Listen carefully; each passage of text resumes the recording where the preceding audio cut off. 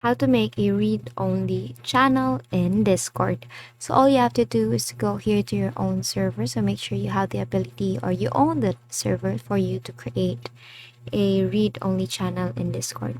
So for example, take this one for example. So under my text channels here, you will see this announcement. So let's say you want to create a channel that you're the only one who can actually edit or input anything and the rest can only view that channel. So for example, this announcement here, and then what you're gonna do next is you're gonna see a gear icon on the right side of that text channel.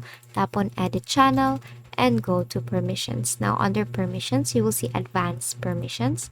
Click on that and rules for everyone. So what you're gonna do next is they will be able to view or the channel. So they cannot manage the channel. So you won't be giving them manage permission, including this one.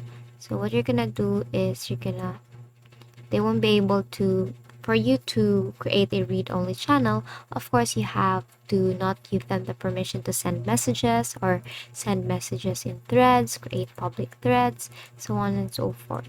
So basically just deny those permissions.